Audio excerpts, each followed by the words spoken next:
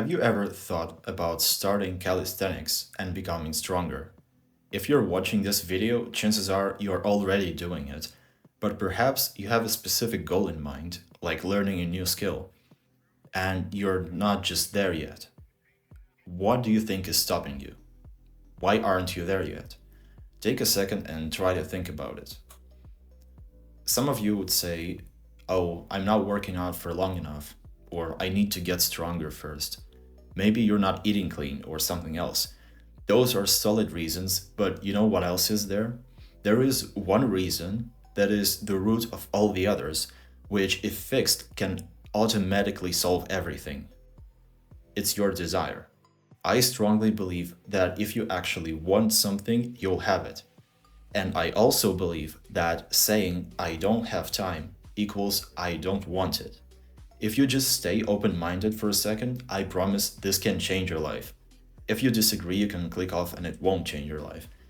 Here's the deal: really wanting something means you set this as your number one priority. Let's say you really want to learn the front lever. That means you prioritize it over everything else. Training for hypertrophy, cardio, training legs, those things become secondary. Now, what about something urgent? Let's say you want to learn the front lever, and I ask you, "How was your training today?" And you say, "Oh, I didn't have time because I went to the doctor." Now, staying healthy in this case has a bigger priority than your training.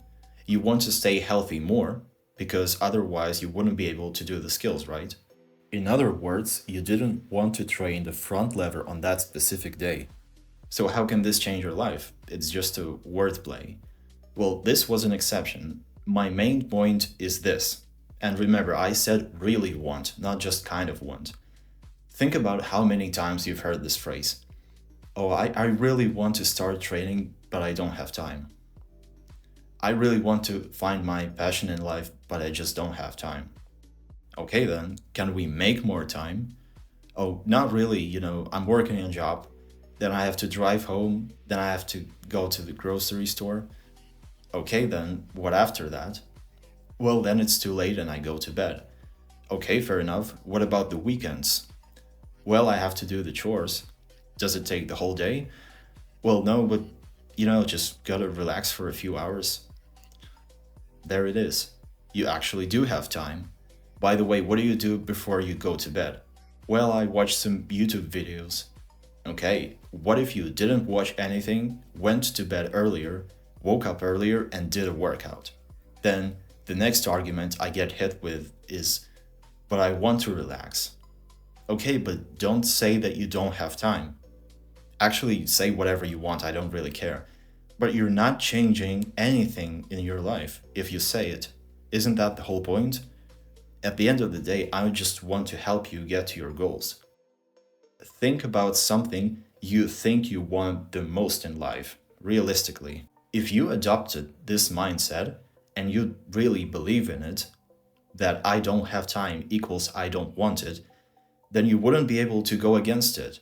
You either have to say "I do," but then also act like it, or you have to say "I don't want it." And that leaves a bad feeling, doesn't it? You just thought about something you really want.